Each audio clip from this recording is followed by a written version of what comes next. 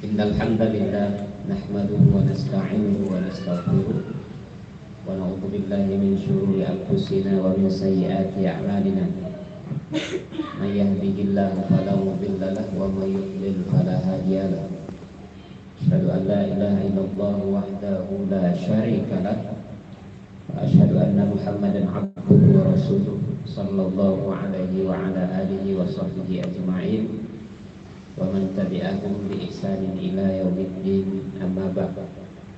Fa inna asdaqal hadits kitabullah wa khairul huda huda Muhammadin sallallahu alaihi wasallam wa syarrul umur muhdatsatuha wa kullu muhdatsatin bid'ah wa kullu bid'atin dhalalah wa kullu dhalalatin finnar.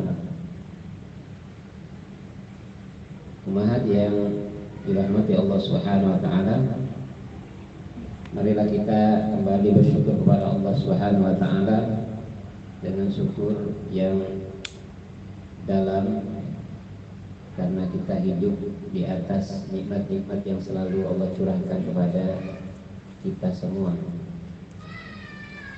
Salat dan salam semoga selalu tercurah kepada Nabi kita yang agung Rasulullah sallallahu alaihi wasallam, kepada keluarga dan para sahabatnya tanpa terkecuali. Hari ini kita kembali ingin terus menyemai keimanan di dalam hati kita dengan menghidupkan hati melalui pelajaran demi pelajaran. Pada hari ini kita akan bahas sebuah tema, yakni mengejar harapan dan lari dari tipuan. Umahat, semoga rahmati Allah Subhanahu wa taala. Kalau disebut harapan, kalau kita definisikan ya secara sederhana ya, harapan itu artinya senangnya hati menunggu sebuah keinginan.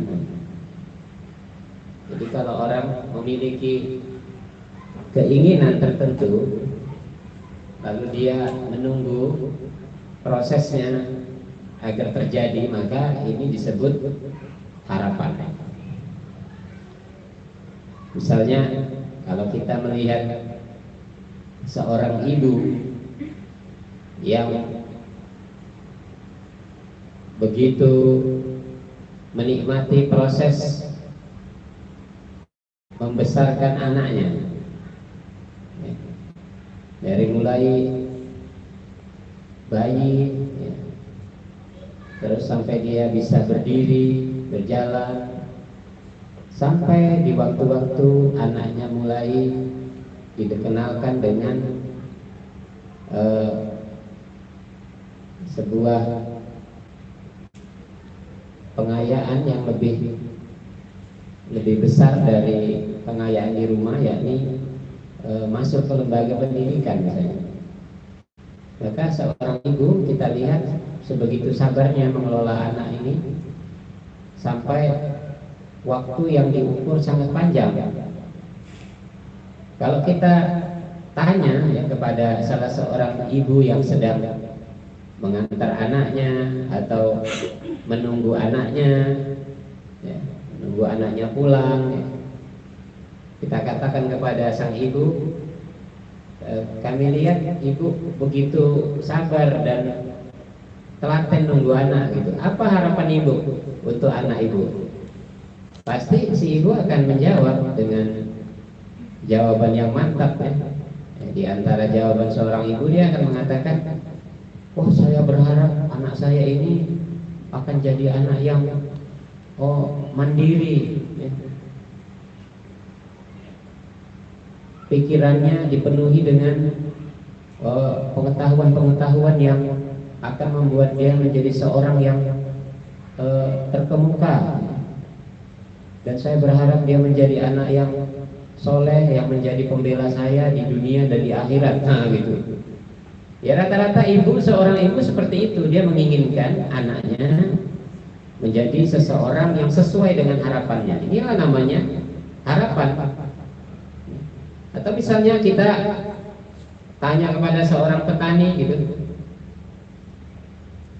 Pak, kami sangat kagum dengan kerja Bapak.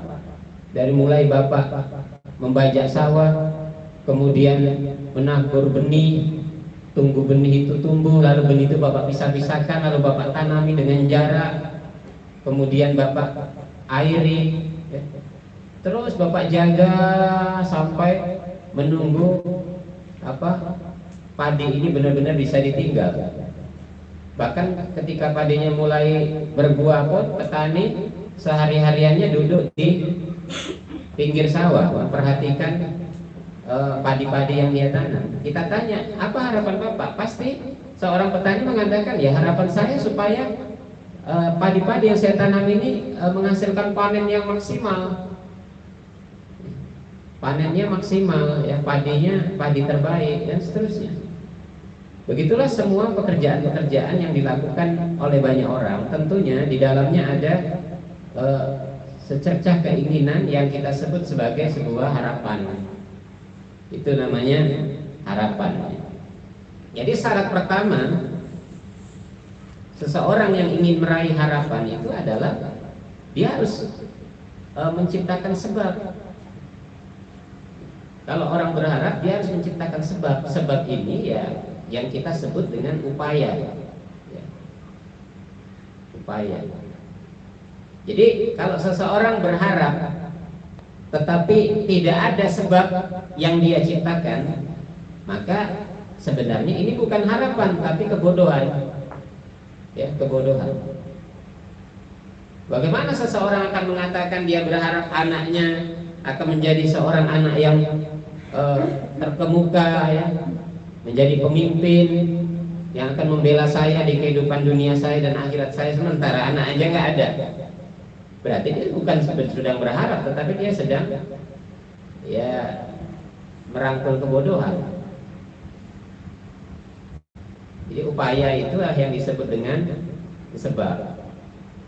Sama halnya ketika kita akan mentertawakan orang-orang yang mengatakan ingin menjadi ini dan itu, tetapi dia tidak menciptakan sebab-sebab untuk itu, ya. Seorang yang ingin besarnya nanti mengabdi pada sebuah profesi yang mulia, misalnya dia ingin menjadi seorang guru, tapi dia tidak pernah belajar untuk memenuhi pikirannya dengan hal-hal yang menjadikan ia bisa menjadi seorang guru. Dia tidak sekolah di sekolah kejuruan yang menyebabkan dia bisa menjadi seorang guru, atau dia tidak pernah belajar apapun untuk bisa menjadi seorang yang layak menjadi seorang guru. Begitu juga orang yang ingin dia menjadi seorang dokter, ya, dengan tujuan mulia, menolong orang lain, mengobati orang yang sakit dan seterusnya, tetapi semua kehidupannya tidak ada diarahkan kepada arah menjadi seorang dokter, maka ini adalah sebuah lelucon, ya. Kita katakan orang seperti ini adalah orang yang sedang berangan-angan tanpa menyebabkan sebab, ya, tanpa menciptakan sebab. Umat yang dirahmati Allah Subhanahu wa taala. Kemudian yang syarat kedua, seseorang yang ingin meraih harapannya, ya, tentu dia berharap kepada sesuatu yang bisa terjadi atau tidak. Jadi sesuatu yang kita katakan belum pasti, belum pasti. Jadi dia berharap kepada yang belum pasti, artinya bisa terjadi, bisa juga tidak. Bukan dia berharap kepada yang sudah pasti terjadi, ya, sudah pasti terjadi. Kalau dia berharap kepada sesuatu yang pasti terjadi, maka ini tidak disebut sebuah harapan. Misalnya seorang mengatakan, oh aku berharap hari ini matahari terbit dari sebelah timur lah. Ini bukan harapan. Tanpa dia berharap pun ya matahari pasti terbit dari sebelah timur, ya, kecuali datangnya hari kiamat. Atau dia mengatakan, aku berharap suatu hari nanti aku akan menjadi tua. Itu bukan harapan. Atau dia berharap satu hari aku nanti pengen meninggal dunia karena letih hidup di dunia. Itu nggak perlu. Karena harapan itu adalah sesuatu yang bisa terjadi, bisa tidak.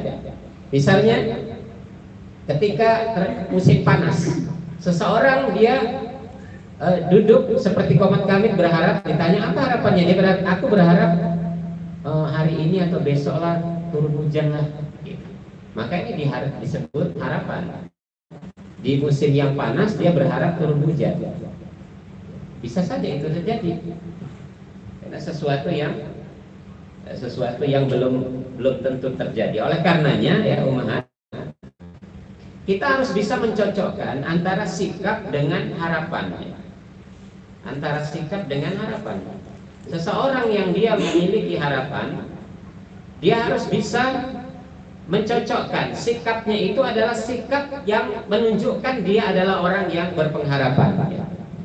Karena kalau dia tidak bersikap seperti itu, ya, maka tentu dia tidak dikatakan orang yang sedang mempunyai harapan. Misalnya orang yang dia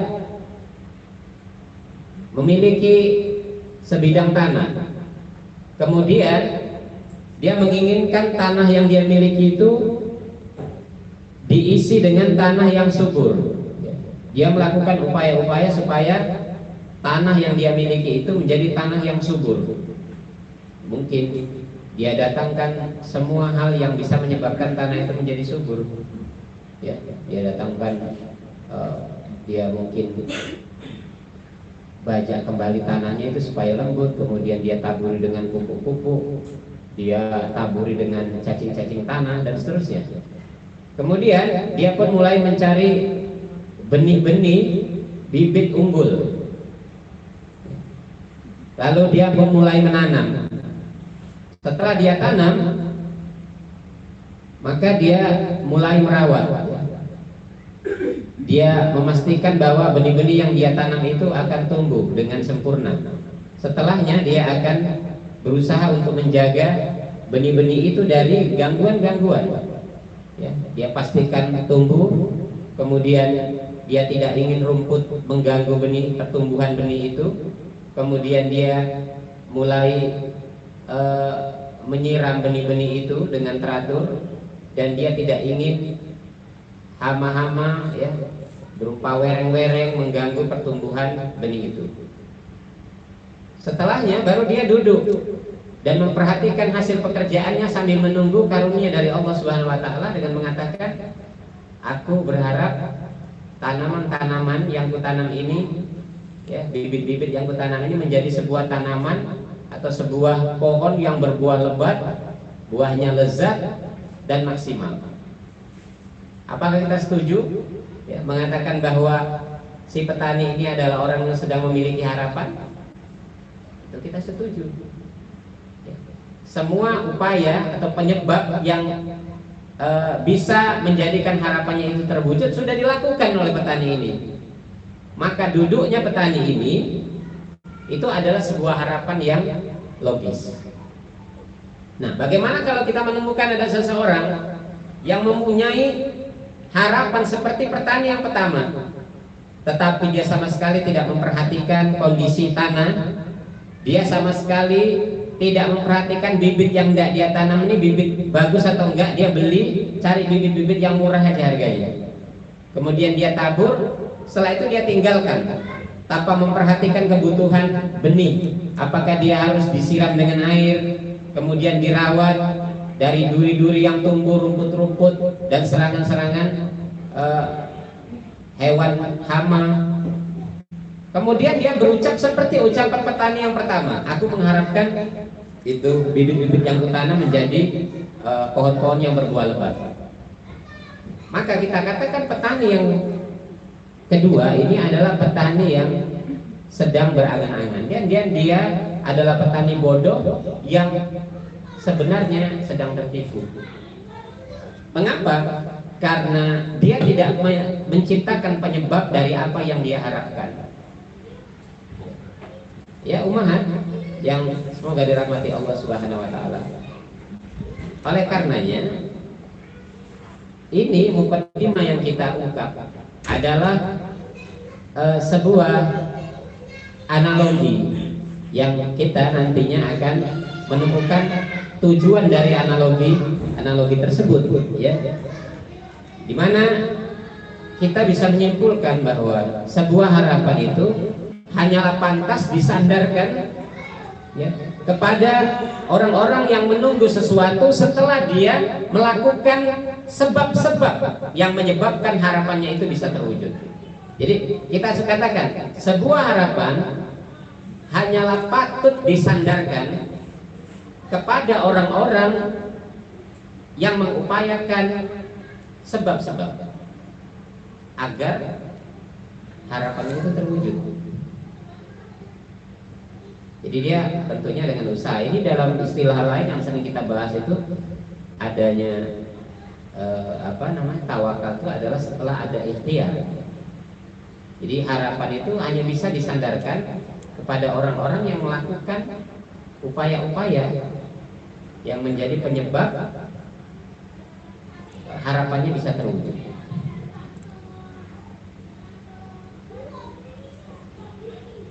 Nah, kalau kita bicara dalam kehidupan umat, ya, kalau ada seorang hamba yang dia menebar keimanan di dalam hatinya, lalu dia mengairinya dengan air ketaatan, ya. Kemudian dia membersihkan diri dari akhlak yang tercela, membersihkan diri dari semua perkara yang bisa mengganggu ketauhidannya. Dia memperbesar tawakalnya. Ini sama dengan analogi tadi. Seseorang yang menanam benih-benih pilihan di sebuah tanah yang subur. Seorang yang beriman yang benar itu adalah dia menyadari keimanan, dia memiliki keimanan dan dia menyemaikan keimanan itu sebagai sebuah bibit yang unggul. Lalu dia tanamkan ke dalam hatinya. Setelah itu dia siram dengan air ketaatan. Artinya ada bukti dia beriman, tanam ke dalam hati, yang hati itu dia upayakan subur, bukan hati yang mati, ya. Hati yang sakit aja kita berusaha untuk sembuh dari sakit. Ini sudah kita bahas. Apalagi hatinya hati yang mati. Bagaimana kalau tanah yang padat, kering, rontang, ditanam bijian di situ, ya nggak hidup. Begitu juga bagaimana keimanan akan subur di dalam sebuah hati seseorang yang mati. Kemudian dia siram dengan air ketaatan, sebagaimana petani menyiram dengan air benihnya itu. Kemudian si petani mencabut duri-duri dan rumput-rumput yang mengganggu pertumbuhan bibit itu. Seorang mukmin juga dia berusaha, ya, menghilangkan atau menyingkirkan duri-duri, ya, atau akhlak yang tercela, yang merusak hatinya, yang mengotori hatinya. Kemudian dia melakukan upaya-upaya lain, ya, berupa amal-amal soleh. Setelahnya dia baru merenung, duduk di hadapan Allah Subhanahu Wa Taala mengharapkan husnul khotimah, ya, mengharapkan husnul khotimah. Maka dia seperti petani pertama yang kita katakan layak dia mengharapkan husnul khotimah karena ada upaya-upaya yang sudah dia lakukan, ya. Jangan seperti kebanyakan manusia, ya, yang begitu mudah menyebut istilah husnul khotimah keluar dari lisannya, tetapi tidak ada perbuatan dia yang mengarah kepada husnul khotimah. Dikasih Allah umur yang cukup panjang sampai masa tuanya, nggak ada perubahan kecuali mengulangi perbuatan-perbuatan setelahnya di masa muda. Kalau dia, ya, terjebak kepada sebuah profesi-profesi yang haram, sampai tuanya dia juga bercokol dengan profesi yang haram itu, lalu mati ingin husnul khotimah. Lalu orang mengatakan juga semoga husnul khotimah, semoga husnul khotimah. Ini kita katakan sebagai orang yang menuai tipuan, ya, bukan orang yang meraih harapan. Ini bukan harapan namanya, ini tipuan dan sebuah kebodohan, ya, umat. Tentu ini berlaku kepada semua harapan, ya. Seseorang yang mengharapkan ampunan dari Allah, tentunya dia melakukan upaya-upaya yang bisa menyebabkan Allah memberikan rahmatnya, mengampuninya. Cobalah kita ulang-ulang kembali bagaimana kisah-kisah orang terdahulu yang memiliki hati-hati yang bening, ya, hati-hati yang lembut. Ya. Di antara kebaikan-kebaikan mereka adalah kebaikan-kebaikan yang tidak ingin dipamer-pamerkan kepada orang. Kebaikan-kebaikan yang mereka betul-betul tumbuh dari kesadaran mereka sebagai hamba Allah yang mengharapkan ridhoannya. Seorang lelaki yang melihat ada pohon berduri di tepi jalan yang dia khawatir ada orang lain nanti yang ya, saudaranya dia tidak ingin orang cedera gara itu, lalu dia potong batang berduri itu, ya, dengan mengharapkan aku tidak ingin batang berduri ini mengganggu saudaraku. Orang seperti ini melakukannya dengan apa umahat? Tentunya dengan sebuah harapan bahwa kebaikan yang dia lakukan tidak sia-sia. Dan ternyata memang dalam riwayat Muslim ini, ya, Rasulullah menyebutkan lelaki ini diampuni oleh Allah Subhanahu Wa Taala karena kebaikannya itu. Diampuni menyebabkan dia masuk surga. Begitu juga, ya, kisah-kisah yang lain, ya, seperti yang disebutkan oleh Imam Bukhari dalam satu riwayat, seorang yang ternyata dia menganggap dirinya nggak punya kebaikan, dia sadar, tetapi ternyata dia punya kebaikan-kebaikan yang sudah melekat dalam diri dia sebagai karakter. Apa itu? Dia adalah orang yang memudah-mudahkan dalam urusan transaksi kepada manusia, ya, memudah-mudahkan transaksi kepada manusia, berdagang dengan lunak, memberi kesempatan kepada orang untuk tidak membayar secara kontan, misalnya, sesuatu yang dibutuhkan, bahkan memaafkan orang yang tidak mampu membayarnya, dan itu lekat dari jadi karakter dia. Padahal dia menyadari bahwa dia itu bukan orang yang baik. Maka ketika malaikat maut cabut nyawanya, dia katakan, ditanya, apa kebaikanmu? Dia bilang nggak ada. Apa kebaikanmu? Nggak ada. Coba ingat-ingat kembali apa kebaikanmu. Terus dia baru tersadar, dia mengatakan, aku adalah seorang pedagang yang memudahkan dalam transaksi jual beliku. Dia ceritakan. Maka karena itu Allah pun merahmatinya, diampuni dosa-dosanya.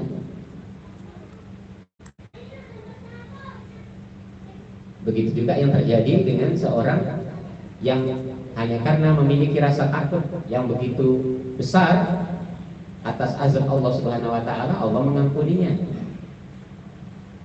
Ini tumbuh dari hati-hati orang yang memang secara lahiriah seperti bukan orang yang baik, tetapi dia memiliki kebaikan yang bernilai di sisi Allah Subhanahu Wa Taala.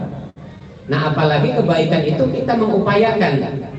Kita tidak mau lalai bahwa di dalam diri kita harus ada kebaikan-kebaikan yang itu nilainya adalah ketulusan, ya, supaya Allah Subhanahu Wa Taala menganggap kita adalah orang yang memiliki kebaikan yang layak untuk diangkat menjadi sebuah penolong. Ini termasuk harapan. Seseorang jika dia menginginkan Ramadan di hadapannya 1 bulan lagi, itu menjadi Ramadan yang bisa membakar dosa-dosanya dan menyebabkan dia ikum minan nar, ya, diselamatkan dari api neraka. Haruslah orang-orang yang mencanangkan itu sebagai sebuah harapan, bukan hanya khayalan. Kita hanya berkhayal-khayal, mudah-mudahan aku diampuni dalam Ramadan ini. Tetapi kita tidak mempersiapkan diri, mengupayakan penyebab-penyebab yang bisa mewujudkan harapan kita menjadi orang yang menang di dalam bulan Ramadan di tahun ini. Kalau usia kita sampai, kalau sampai kita cuman hanya bicara, ya, berangan-angan, maka kita sedang tertipu. Kita bukan sedang berharap. Ini harus dibedakan. Oleh karenanya kita selalu menemukan, dan mungkin kita bahagian dari yang disebutkan sebagai orang-orang yang tertipu. Ramadan demi Ramadan tidak cukup mendidik kita menjadi orang yang terus meningkat ketakwaannya, karena Ramadan lewat begitu saja. Kita menjalani Ramadan itu dengan sebuah kebiasaan-kebiasaan yang sifatnya rutinitas, tidak ada punya nilai apa-apa. Karena Ramadan tidak dijalani orang dengan perangkat-perangkat yang bisa membuat dia bertambah nilainya, bertambah nilainya. Coba kita lihat bagaimana orang menjalani Ramadan. Ya, kita kalau sudah Ramadan, cuman pikirannya yang penting puasa, yang penting lapar, yang penting bangun sahur, gitu. Terus yang penting cepat selesai biar Idul Fitri. Ya, yang penting mudik, yang penting THR dan seterusnya. Ya kaum muslimin hanya berkutat sekitar itu aja kalau udah cinta Ramadan. Ya pokoknya kalau Ramadan Idul Fitri begitulah. Tidak ada peningkatan-peningkatan yang signifikan yang menyebabkan seseorang meningkat karena datangnya Ramadan. Maka bagaimana akan disebut sebuah pengharapan yang besar bagi seorang mukmin terhadap Ramadan kalau pengharapan itu tidak diiringi dengan upaya-upaya yang menjadi penyebab harapannya bisa terwujud. Ini tentu berbeda umahat ya, kalau kita bandingkan dengan bagaimana para salaf mengupayakan diri untuk masuk ke dalam Ramadan dalam keadaan siap, ya, dalam keadaan siap. Oleh karenanya dari uraian yang singkat kita bisa membedakan antara mana harapan, mana tipuan. Ya, kita bisa membedakan mana harapan, mana tipuan. Kalau harapan itu selalu membawa pelakunya kepada hidayah. Ya, ada hidayah yang datang ke dalam hatinya. Dari hidayah dia akan melakukan amal-amal soleh. Kemudian semua perkara yang bisa menjadi penyebab harapannya terwujud itu dia lakukan. Itu namanya harapan.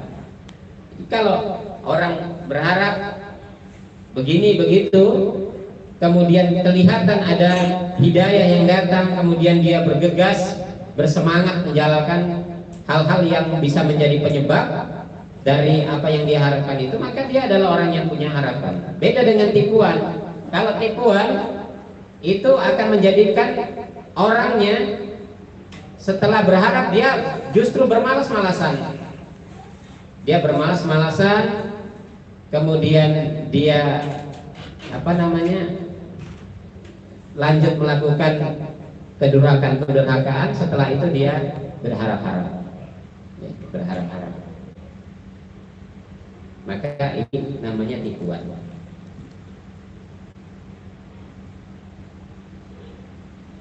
Jadi bagaimana kalau orang berharapnya masuk surga, lalu kita katakan dia pantas berharap masuk surga? Ya tentu acuan kita adalah para salaf. Bagaimana para salaf? Mereka adalah orang yang berlomba-lomba masuk surga, tetapi sikap-sikap mereka menunjukkan arahnya ke sana. Kita katakan para salaf tentu bukan manusia yang maksum ya, yang tanpa salah dan dosa, tidak mungkin ya, kecuali Rasul ya, tidak ada manusia yang maksum ya, yang luput dari kesalahan. Tetapi mereka adalah orang-orang yang hidup ya, benar-benar fokus pada harapan-harapan yang ada di benak-benak mereka, yang ada di benak-benak mereka. Kata Nabi SAW, "Huffatil jannatu bil makari wa huffatin naru bis syahawat." Bahwa surga itu dihiasi dengan perkara-perkara yang dibenci oleh jiwa, oleh hawa nafsu. Wa huffatin naru bis syahawat, dan neraka itu dihiasi dengan perkara-perkara yang disenangi oleh jiwa. Jadi kalau neraka ini, semua yang mengelilingi neraka adalah semua perkara yang disenangi oleh jiwa. Apa saja?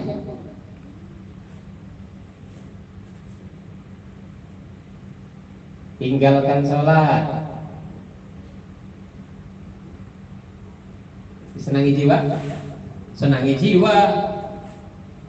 Dengan meninggalkan sholat, orang merasa dia bebas dari ikatan. Dia tidak memikirkan jam-jam sholat. Kalau dia kerja, kerjaannya belum selesai, dia bisa lepas landas terus mengerjakan pekerjaan tanpa memikirkan jam-jam sholat.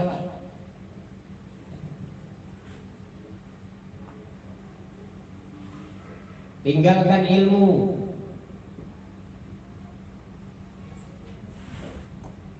Kita hidup di zaman orang ya berlomba-lomba meninggalkan ilmu, bukan berlomba-lomba mencari ilmu.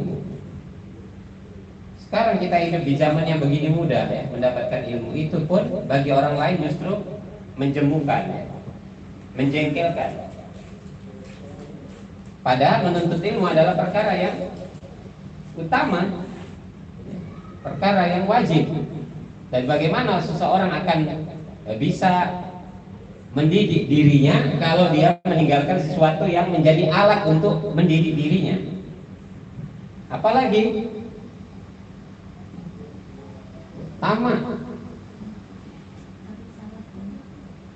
tamak terhadap dunia. Nikmat gak ini umat? Nikmat ya, nikmat. Zaman ini kita sulit menemukan orang yang zuhud pada dunia, apalagi yang mengelingi neraka.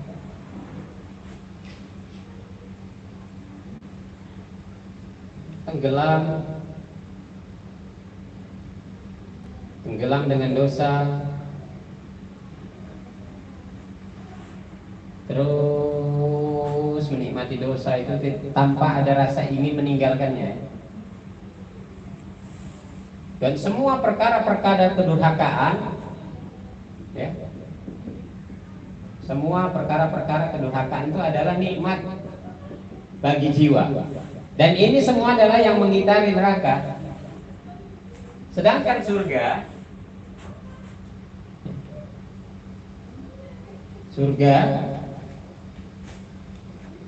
dia dikelilingi dengan perkara-perkara yang dibenci oleh jiwa.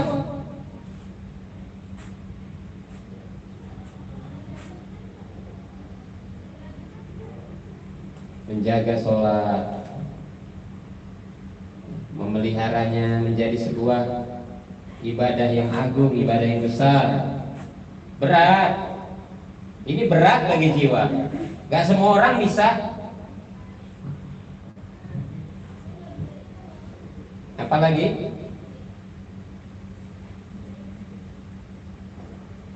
zuhud pada dunia,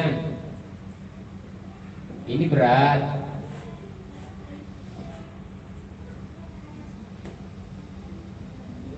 Kedermawanan, ini berat. Memaafkan, berat. Dibenci oleh jiwa. Apalagi mah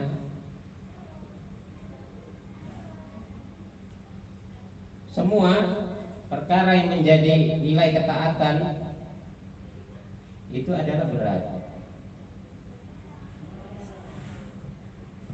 Dan surga dikelilingi dengan perkara ini. Oleh karenanya ketika Allah Subhanahu wa taala menciptakan surga, kemudian Allah mengirimkan Jibril untuk mendatangi surga. Lihatlah Jibril surga dan apa yang ada di dalamnya aku siapkan buat orang-orang yang menjadi penghuninya. Jibril datang ke surga dan melihat apa yang ada di dalamnya. Kemudian dia kembali kepada Allah dengan mengatakan, "Ya Allah, demi keagunganmu, Sesungguhnya tidaklah orang yang mendengar tentang surga kecuali mereka pasti ingin masuk ke dalamnya. Gak satu pun yang tidak ingin, semuanya ingin masuk ke dalam surga. Lalu Allah kelilingi surga ini dengan perkara-perkara yang bil makari, ya, dibenci oleh jiwa.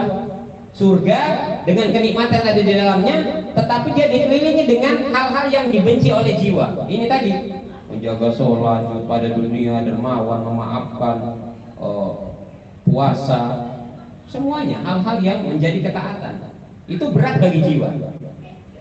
Maka ketika sudah dipagari itu, Jibril kembali ke surga, lihat surga, dia kembali kepada Allah mengatakan, ya Allah, kalau sudah begini, aku khawatir satu orang pun nggak bisa masuk ke surga. Maksudnya apa? Semua orang berharap masuk surga, tetapi untuk melompati pagar-pagar ini nggak gampang, berat sekali. Kalau kita sekarang di zaman yang penuh fitnah seperti ini, mencari orang-orang yang istiqomah di atas ketaatan-ketaatan yang memagari surga, sulit. Zaman ini sulit, mungkin diejek sama orang lain sebagai katakan orang yang sok alim, sok ini, sok itu, sok suci dan seterusnya. Karena memang ini berat. Ini perkara yang dibenci oleh jiwa. Tetapi neraka, ketika Allah ciptakan, Jibril datang ke neraka, Jibril balik, dia katakan, demi kemuliaan-Mu ya Allah, tidaklah neraka ini kalau didengar oleh manusia nggak seorang pun yang pengen masuk ke dalamnya. Tetapi ketika neraka sudah Allah pagari dengan perkara-perkara yang disukai oleh syahwat, oleh nafsu, maka Jibril kembali melihat dan dia kembali kepada Allah mengatakan, ya Allah, ini neraka di dalamnya mengerikan, nggak ada orang mau masuk. Tapi karena sudah Engkau pagari dengan perkara-perkara yang mengenakkan jiwa, demi kemuliaan-Mu ya Allah, aku khawatir semua orang masuk ke dalam. Saking beratnya. Ini umat beratnya kehidupan ini. Bukan gampang melewati pagar-pagar ini. Oleh karenanya kita maksudkan tema ini, ya, untuk memperdalami sebagai cambuk buat kita bahwa jangan cerita berharap. Semua orang berharap, semua kita berharap, di luar kita berharap, semua orang berharap kepada hal-hal yang bisa mendatangkan kebaikan. Tetapi kebanyakan orang tidak ingin membayar harganya. Kebanyakan orang tidak berharap tetapi tertipu. Tertipu. Hanya orang yang memiliki ilmu dan dirahmati Allah Subhanahu wa taala lah yang dia bisa bertahan, ya, untuk menjaga harapannya itu dengan semua hal yang bisa menyebabkan terwujudnya harapan itu.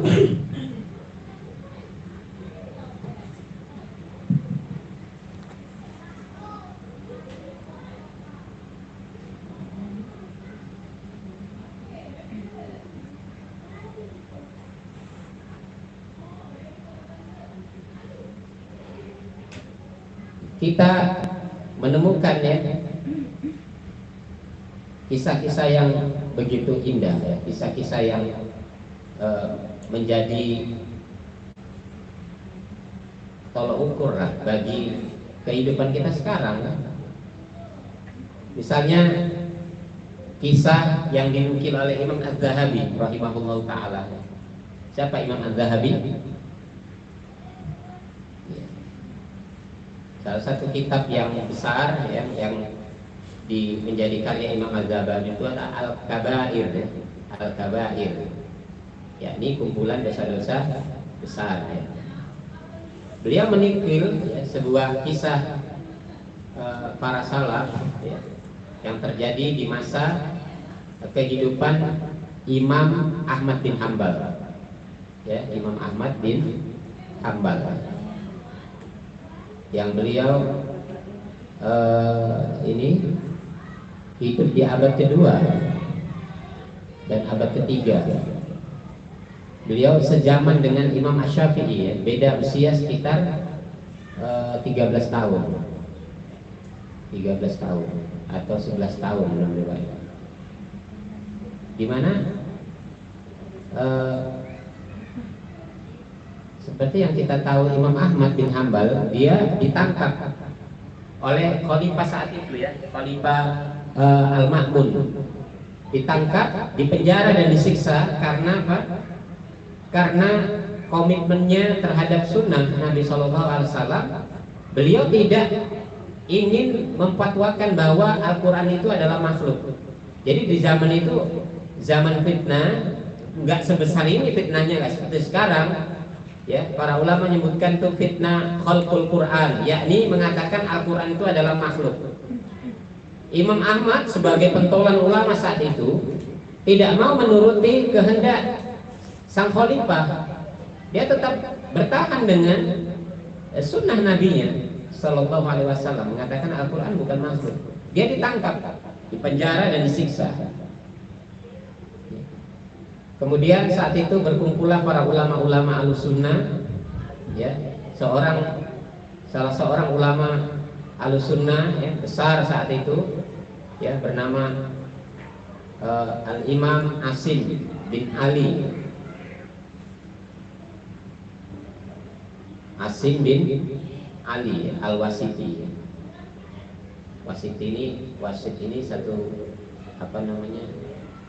daerah, ya, satu perkampungan di daerah Baghdad. Beliau berdiri dan mengatakan, siapa yang mau menemaniku untuk mendatangi orang itu, ya, maksudnya Ma'mun, ya, sang khalifah, untuk menasihatinya. Karena mereka merasa nggak tahan, ya, terusik dan nggak tahan, ya, rekan mereka, ya, kecintaan mereka Imam Ahmad itu ditangkap dan disiksa. Ya, kita pernah sampaikan di beberapa waktu yang lalu, ya, sampai beliau disayat kulitnya, ya, dicambuk dan disayat kulitnya, itu hidup. Nggak ada yang berdiri, nggak ada salah orang ulama pun yang berdiri. Sampai akhirnya berdirilah seorang ulama lain yang bernama Ibrahim bin Abi Al-Laith, ya. Ibrahim bin Abi Al-Laith. Dia mengatakan, aku mau, tapi tunggu sebentar, aku mau pulang, mau menyampaikan wasiat kepada keluargaku. Dia sudah tahu resikonya kalau mendatangi khalifah yang kejam kayak gini, bisa saja dia nggak pulang lagi, bisa saja dia sudah dipotong-potong di sana. Jadi dia mau memberikan wasiat, bukan minta izin, ya, memberikan wasiat kepada keluarga. Beda kalau suami sekarang minta izin dulu sama istri.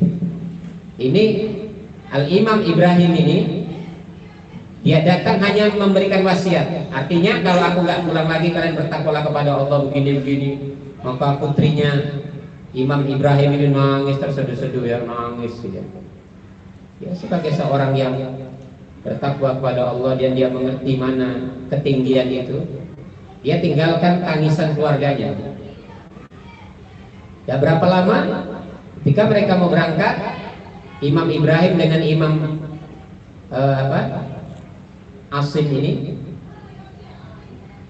datanglah sepucuk surat dari dua orang putrinya Imam Asim yang ngajak ke tempat khalifah. Ya, ditulis oleh dua orang putrinya. Kata putrinya, ayah, kami mendengar engkau akan mendatangi orang itu, maksudnya mendatangi sang khalifah.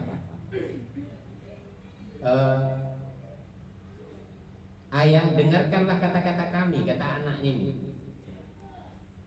Bertakwalah engkau kepada Allah, ayah. Kami lebih senang mendengar bahwa engkau meninggal, ya. Kami lebih ikhlas dan senang engkau wafat karena kekejaman khalifah itu daripada ayah mengikuti kesesatannya. Jangan ayah mau ikut kesesatannya khalifah itu. Nah, ini sebuah gambaran kepada kita, ya, bagaimana putrinya para pembesar ulama, ya, yang memiliki keagungan, ya, memiliki keagungan dan kebesaran jiwa, di mana mereka lebih mementingkan perkara-perkara yang berkaitan dengan kesucian agama daripada nyawa ayahnya sendiri. Jadi bagi mereka, perkara kehilangan nyawa ayahnya itu adalah perkara yang biasa, dalam artian Ini memang sebuah takdir yang Allah tetapkan. Kalau orang memang harus meninggal, ya meninggal. Yang penting meninggalnya di atas kebaikan. Kami lebih rela kami mendengar ayah tidak pulang kembali daripada ayah mengikuti kesesatan khalifah itu. Ini urusan-urusan yang luar biasa. Gambaran kepada kita, coba bandingkan sama kita.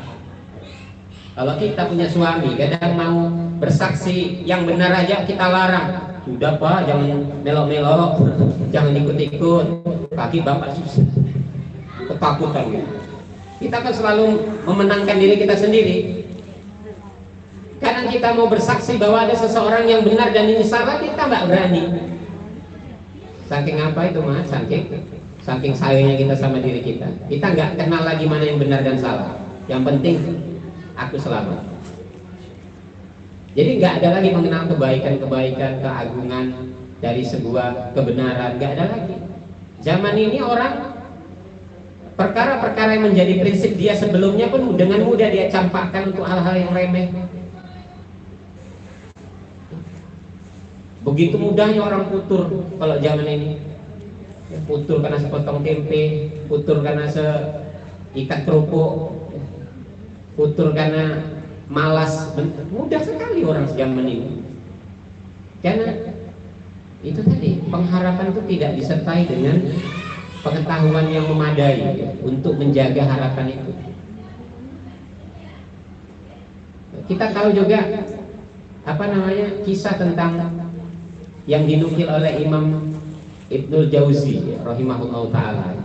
Ini cerita tentang yang keindahan sikap dan pandangan orang-orang terdahulu sebelum kita. Ibnul Jauzi rahimahullah ta'ala, beliau menukil sebuah kisah ya orang-orang zaman salaf, di mana ada seorang ya Abdullah, dia ingin pergi haji. Dia ingin pergi haji. Kemudian dia dapat pesan dari pamannya.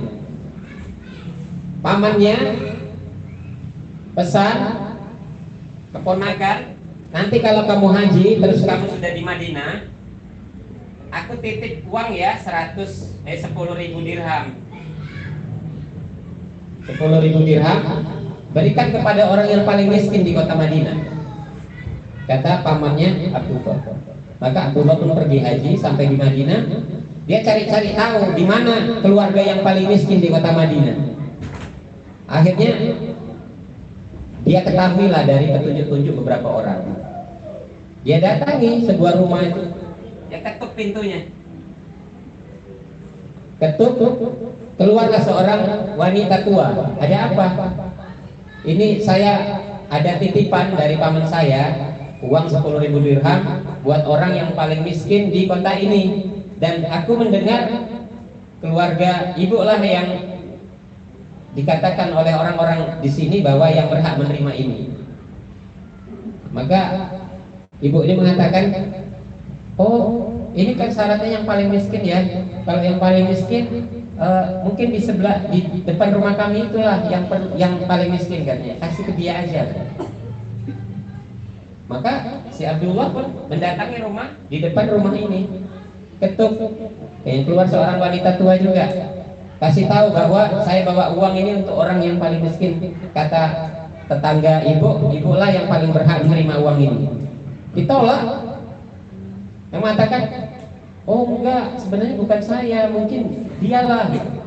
Jadi mereka tuding-tudingan, bukan karena gengsi ya, bukan karena misalnya nggak mau dibilang sebagai orang termiskin, tetapi mereka merasa tidak layak terima itu. Akhirnya uang ini dibagi dua. Dibagi dua. Pancaran kesulitan terhadap dunia itu luar biasa. Ya. Kalau kita mungkin cuma urusan minyak goreng, mungkin nyamar jadi miskin.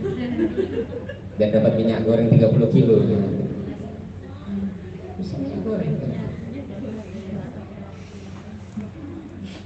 Jadi kehidupan para salaf itu adalah kehidupan yang luar biasa ya, betul-betul jadi intan mutiara buat kita.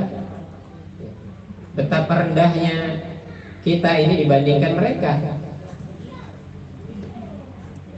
Kemuliaan mereka, kesungguh-sungguhan mereka, harapan mereka itu betul-betul dibingkai dengan perkara-perkara yang memungkinkan mereka ya mendapatkan pengharapan itu.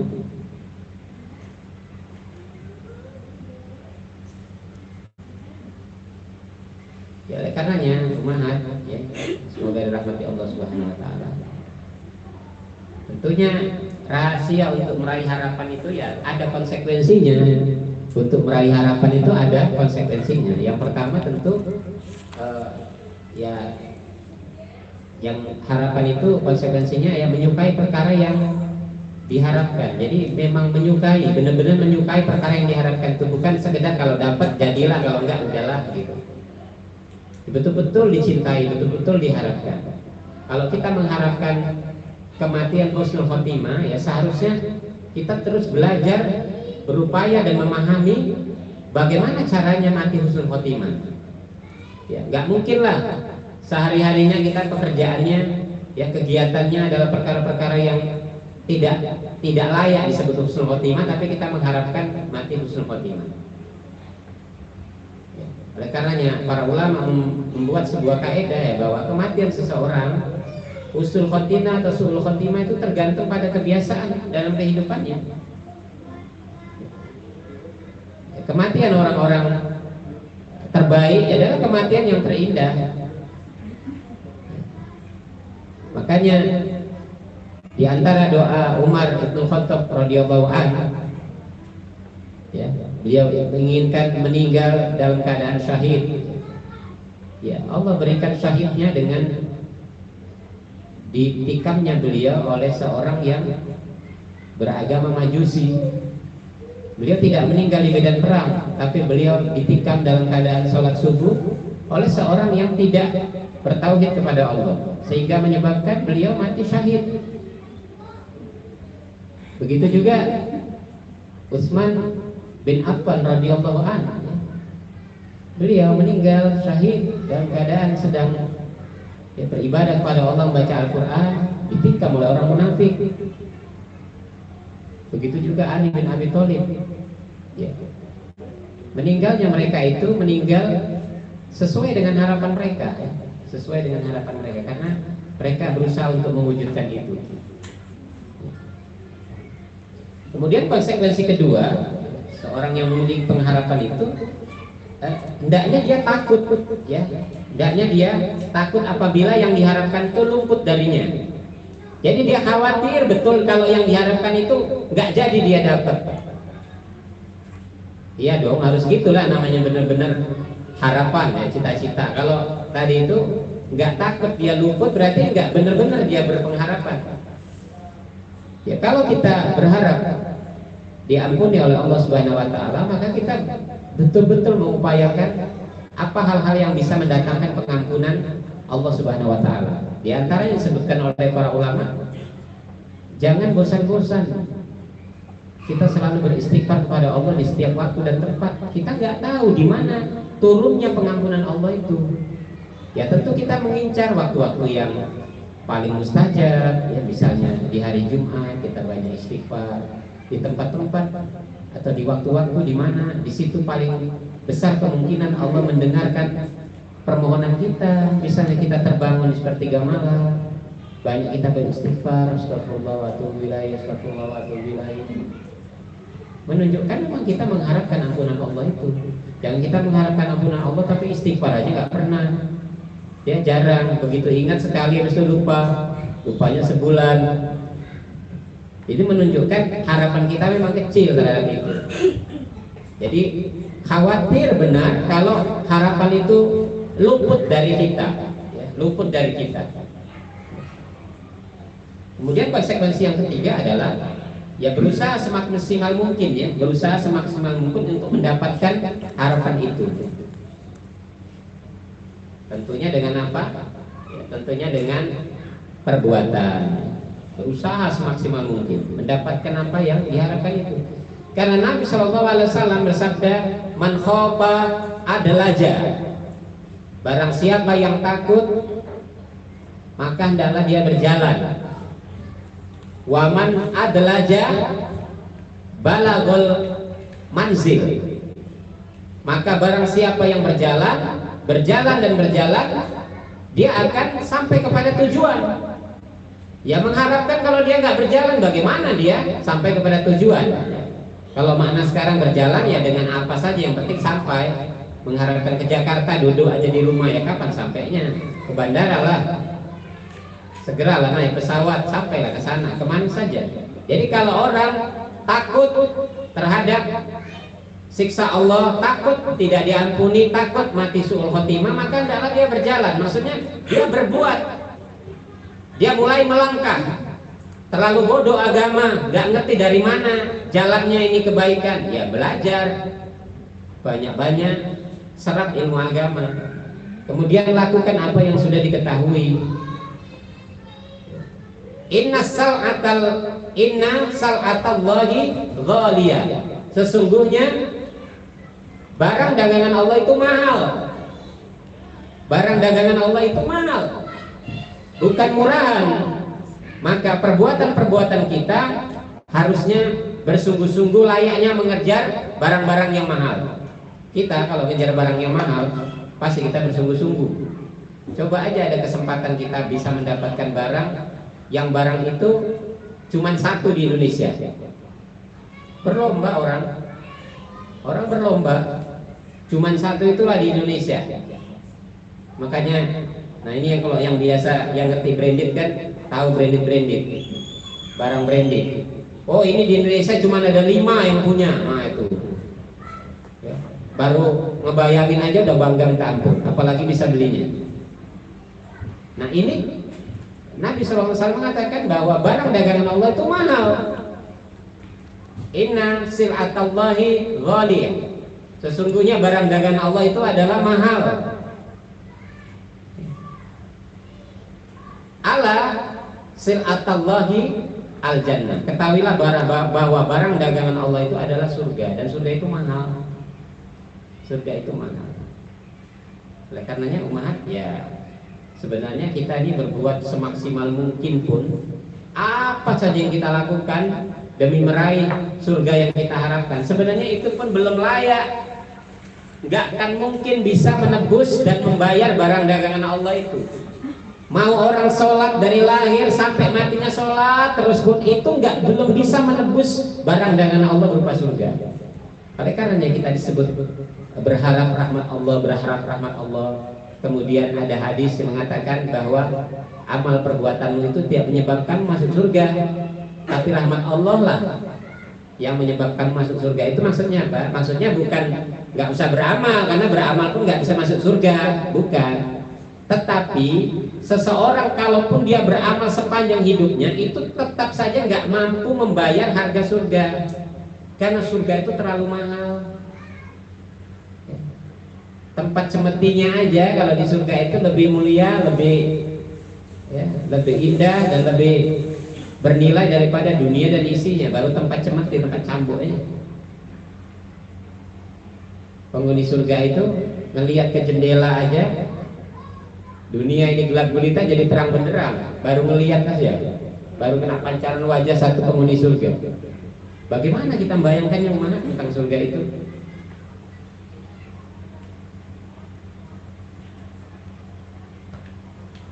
Jadi barang dagangan Allah itu mahal. Nah inilah yang sejalan dengan yang Allah firmankan, ya. Innalladzina amanu walladzina hajaru wajahadu fi sabilillah ulaika yarjuna rahmatallah.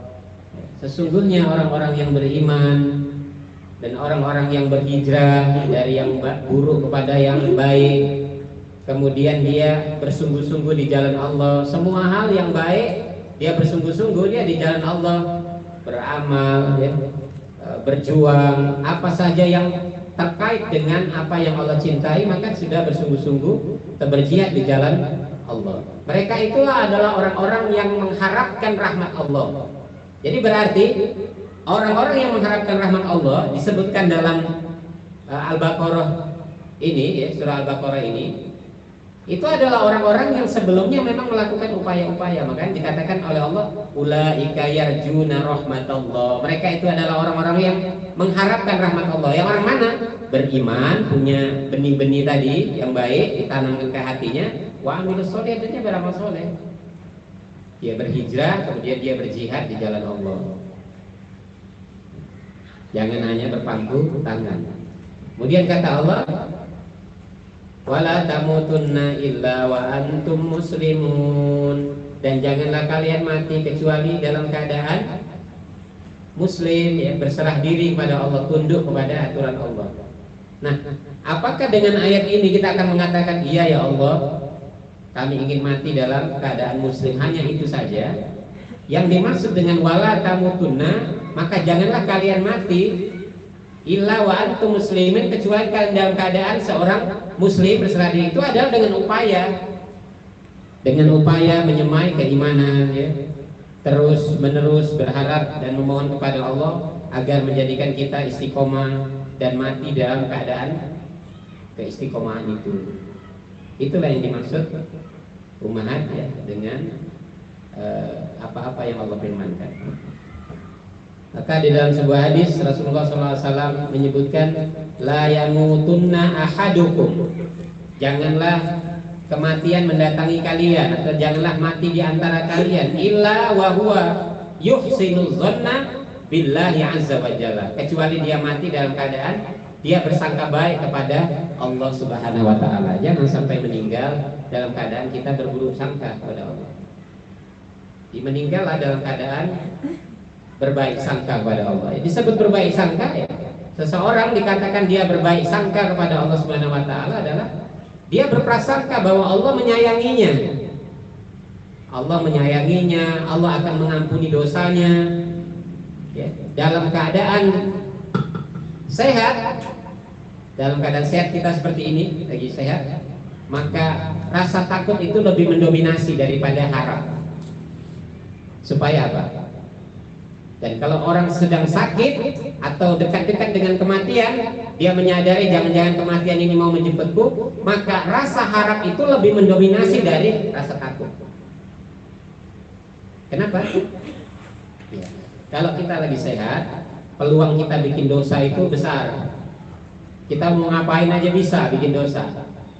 Maka diharapkan kalau kita sehat itu, rasa takut itu harus lebih dominan daripada harap. Kita mau bikin dosa, bisa aja kita bikin dosa, banyak yang bisa kita lakukan, dosa-dosa. Tapi karena rasa takut itu mendominasi dalam kehidupan kita, kita mikir, tuh dosa yang lama aja belum tentu diampuni, mungkin dosa ini lagi, mungkin dosa ini lagi, tuh gimana? Kita takut, kita menghitung dosa-dosa ini dikumpulkan, kita matiku, nanti siksaanku gimana? Nah, kita mikir. Tetapi ketika orang sedang lemah, terbaring, mungkin saya dia berpikir, mungkinlah ini akhir dari kehidupanku. Itu yang dominasikan adalah rasa harap. Berharap, ya Allah, Engkau Maha Pengampun, ya, seperti yang dikatakan para imam kita, seperti Imam Syafi'i mengatakan, aku tidak tahu ruku ini, aku akan meneguk kematian, aku tidak tahu rukunya akan dibawa ke dalam surga dan aku pun mensyukurinya, atau dibawa ke neraka. Imam Syafi'i kalau dia bersyair bahwa aku mengetahui dosaku besar, tapi yang aku lebih tahu bahwa rahmat Engkau ya Allah lebih besar dari dosaku. Nah, itu yang disebutkan Imam Syafi'i di ujung-ujung kehidupannya. Ini orang besar, orang mulia, tetapi cara bersikapnya benar. Saat sehat, rasa takut lebih dominan. Saat sakit, rasa harap yang lebih dominan. Demikianlah, semoga Allah Subhanahu wa taala terus menolong kita, yang membimbing kita, sehingga kita terus bisa merawat harapan-harapan kita buat kehidupan yang pendek, kehidupan yang menipu, kehidupan yang sementara, dan kita mengharapkan kebahagiaan dalam kehidupan kita yang sebenarnya, kehidupan yang tidak ada batasnya. Wallahu ta'ala a'lam.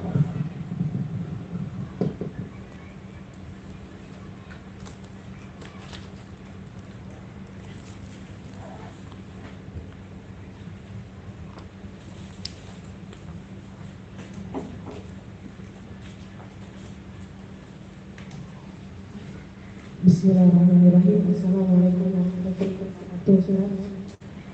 Ustaz mau bertanya, tadi Ustaz pas terakhir bilang bahwa kita itu dalam berdoa harus mendatangkan ketakutan bahwa doa kita tidak bahwa doa kita akan dikabulkan atau tidak dikabulkan.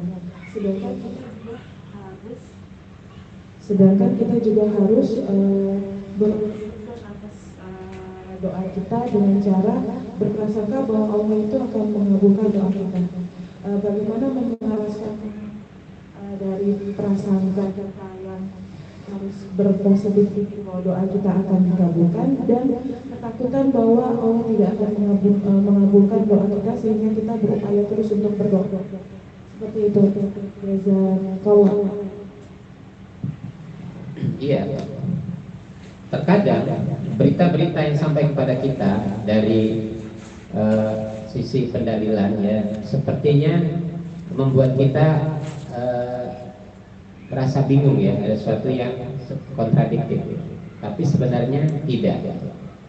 Seseorang yang dia meyakini seperti yang Allah terangkan bahwa dia adalah zat yang maha menerima doa ya. Kata Allah Subhanahu wa taala, "Idza sa'alaka 'ibadi 'anni fa inni qarib udzibu da'watad da'i idza da'an." Kalau mereka bertanya tentang aku, katakanlah Muhammad, aku ini dekat dengan mereka. Apabila mereka berdoa, maka aku akan kabulkan doa mereka. Ya. Tetapi di dalam terkait dengan masalah pengkabulan doa ini, ada perkara-perkara seseorang yang berdoa harus memahami, bahwa di dalam doa itu ada hal-hal yang bisa menghalangi ditolaknya sebuah doa. Kemudian ada hal-hal yang bisa menyebabkan lebih dekatnya dikabulkan sebuah doa. Kemudian seorang yang berdoa dia juga harus memiliki sangkaan yang baik kepada Allah, karena Allah menetapkan dirinya ana inda dzanni abdi bi, aku adalah zat yang paling dekat dengan persangkaan hambaku. Jadi ini semuanya harus digabung, diramu. Oleh karenanya kita sebagai seorang hamba meyakini bahwa Allah itu maha mendengar dan mengabulkan semua doa. Tapi kita juga mengerti bahwa ada perkara-perkara yang menyebabkan Allah tidak mengabulkan sebuah doa. Karena Rasulullah SAW menyebutkan orang ini berdoa, bagaimana Allah akan mengabulkan doanya? Yang dipakainya haram, yang dimakannya haram, semuanya haram. Bagaimana Allah akan mengabulkan doanya? Oleh karenanya, ya, seseorang yang memiliki pengharapan yang besar ya, agar doa-doa dikabulkan, tentunya dia mengupayakan ya, penyebab-penyebab yang bisa menyebabkan doanya itu dikabulkan. Dan sampai kepada kita bagaimana orang-orang mulia yang mereka memiliki doa-doa yang mustajab, tetapi mereka tidak merasa bahwa mereka adalah orang yang doanya mustajab. Kita pernah cerita tentang seorang budak yang hidup di zaman ini, Al-Imam Ibnu Mubarak, Imam Ibnu Mubarak.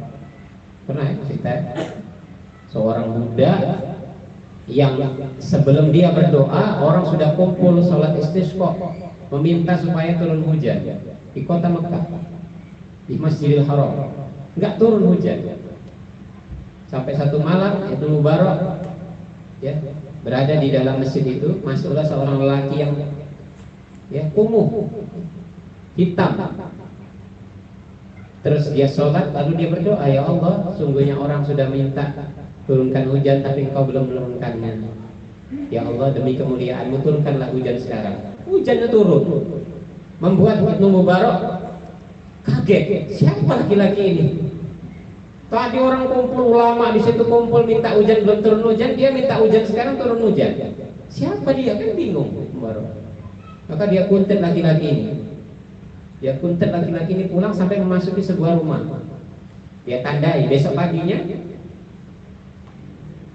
Mubarak mendatangi rumah itu. Ternyata rumah itu dimiliki oleh seorang saudagar ya, yang memiliki 14 orang budak.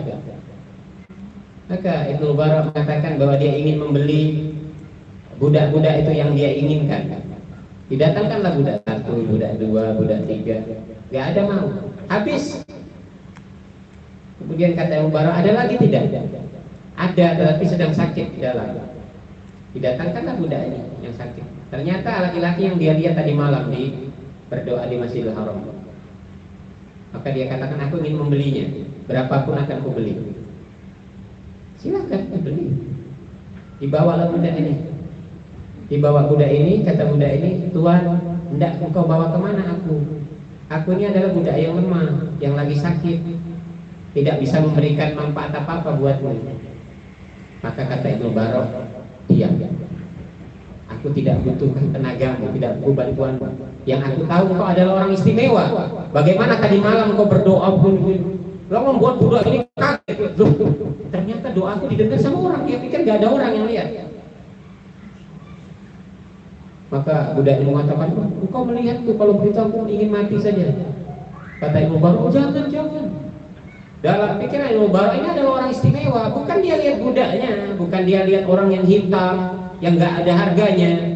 Tapi yang dia lihat adalah apa yang keluar dari lisannya itu adalah tinggi sekali. Gak sembarang orang mengeluarkan doa diijabah oleh Allah. Bagi orang yang berilmu, dia paham ini bukan orang sembarangan. Maka dia janji, jangan kau tinggalkan aku.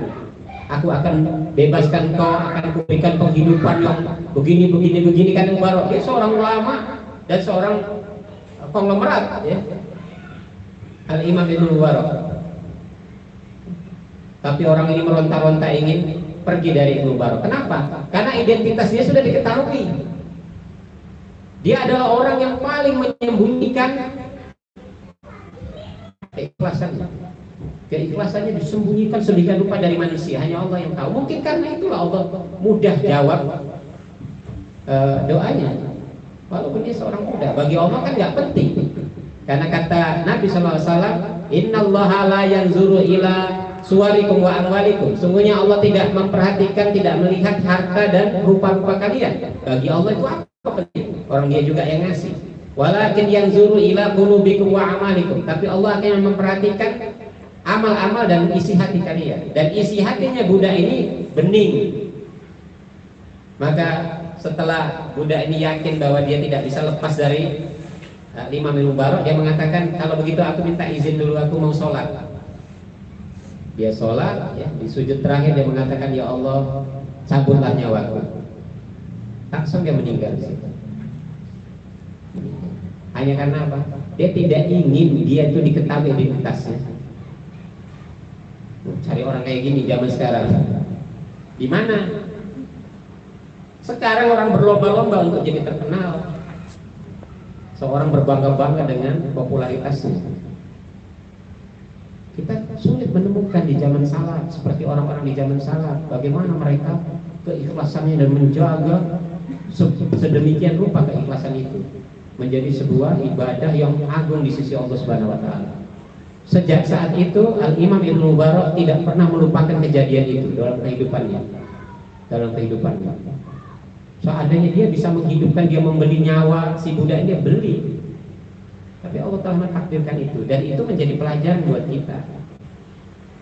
Oleh karenanya di dalam urusan doa ini, ya tentunya siapa orang yang paling berusaha untuk membersihkan dirinya, mensucikan dirinya, menjaga keikhlasannya, ya tentunya lebih besar peluangnya menjadi seorang hamba yang didengar oleh Allah.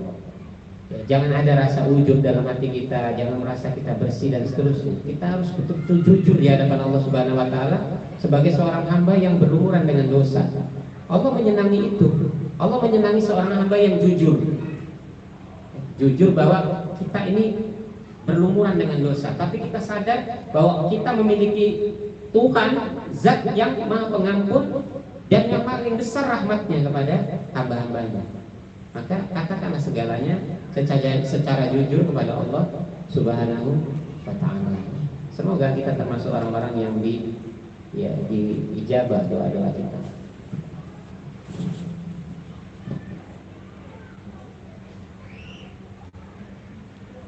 Selesai?